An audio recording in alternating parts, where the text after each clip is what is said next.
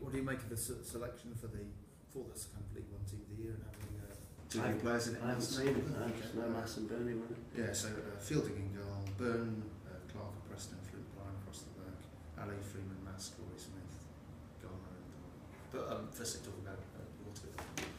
Yeah, pleased. Recognition, getting in the Team of the Year. So fantastic achievement for them boys. And looks not a bad team, that. Does it sort of feel like it has about the right balance from what you've seen in the division? No, because Dele Alli's not a wide player, is he?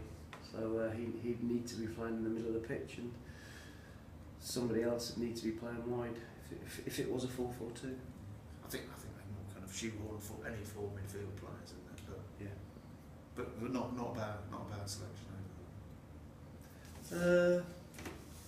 Yeah, I'm not going to be controversial. So it's not a bad team. You've got 2 games now. You've got 2 games against sides who are facing relegation.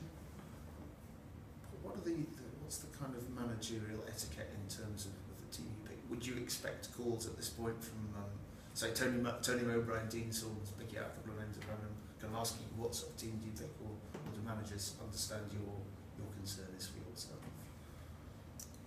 I think they realise that we've got to initially try and do what we can for ourselves and make sure that we're right for the playoffs.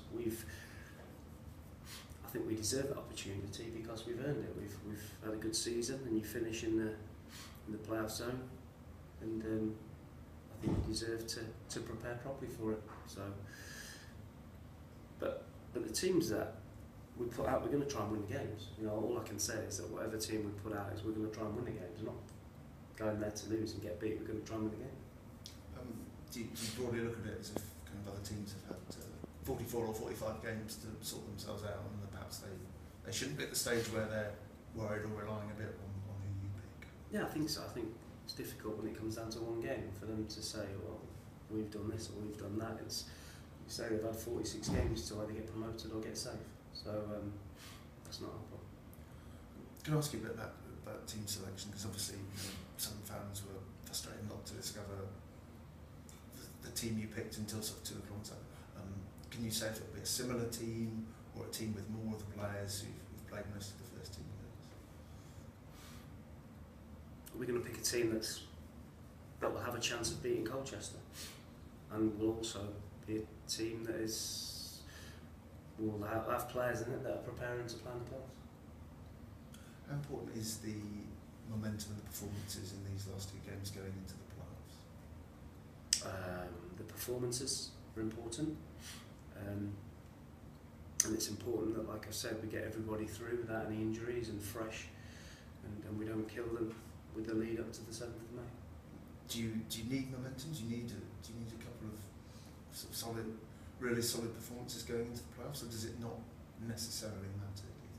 I don't think it. I was chatting to Simon Grayson on Saturday, and I don't think there's many managers been involved in many playoff games at this level, and as a player and a manager, and we were talking about momentum, and he was telling me a story that when he was at Leicester as a player, they lost their last game 6-0 at Newcastle, and they won the playoff final. I think people do tend to forget that. I think you go back to when Swindon lost in the playoffs, their last away game, they lost 1-0 at Barnsley, and didn't play particularly well. Is there anything you sort of learned from being with Kevin McDonald at the end of that sort of season, a couple of seasons ago, when the team kind of drifted into the playoffs? I think it's different because in our position, we're settled with where we're going to finish. And in that campaign, we were still scrambling to get in, and still scrambling to finish where we wanted to finish, and didn't achieve it at Scunthorpe. And it left a little bit of a bad taste in the mouth that, you know, everyone was saying we want to play Yeovil. We eventually win, but we ended up playing Brentford. You didn't nearly put Brentford out, though, so. No, we didn't.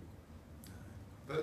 But I guess you just sort of ultimately have to accept you get who you get. Yeah, of course.